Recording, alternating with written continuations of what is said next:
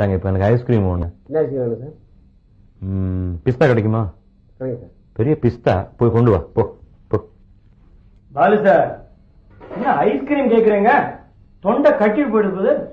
Ice cream சாப்பிடாம இருந்து எப்பாவது சாப்பிட்டா தொண்டை நிஜமாவே கட்டிடும் சார். எதுக்கும் ரெடியா வச்சுக்கணும். ஐஸ் வாட்டர் சாப்பிட்டா தொண்டை போயிடுன்னு சொல்லுவாங்க. ஐஸ் வாட்டர் சாப்பிடாம இருந்து திடீர்னு ஒரு நாள் சாப்பிட்டா தொண்டை டெஃபினட்டா கட்டிடும். என்ன ப்ரொஃபஷன் ரொம்ப இம்பார்ட்டன்ட் தான், இல்லைன்னு சொல்லல. அதுக்காக இதெல்லாம் விட்டுட முடியுமா சார்?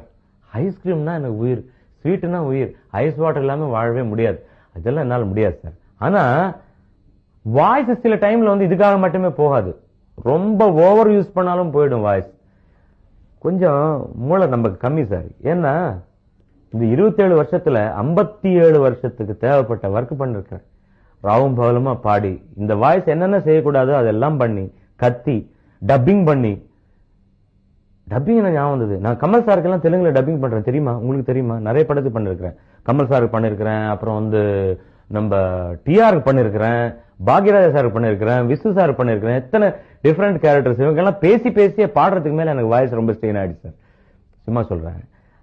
அப்புறம் இந்த வாய்ஸ் ஸ்ட்ரெயின் பற்றி பேசும்போது ஒரு விஷயம் சொல்லணும் உங்களுக்கு. ராமாநாயுடு சார் தெலுங்குல இந்திருடு சந்திரன் ஒரு படம் எடுத்தார். அது தமிழ்ல ஒரு டப்பிங் ஆச்சுன்னு வச்சுங்க. அந்த படத்துல ஒரு நாள் ரெக்கார்டிங் பாடுறதுக்கு ஆல்மோஸ்ட் டேக்குக்கு போற இளையராஜா மியூசிக்.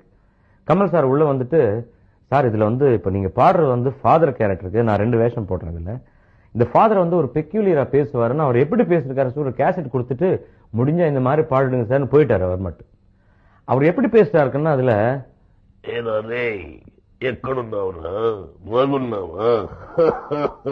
இந்த மாதிரி பேசுவார் படத்துல. இதுக்கு பாட்டு பாடுங்க சார், மேட்ச் பண்ணனா எப்படி சொல்லிட்டு போயிட்டாரு.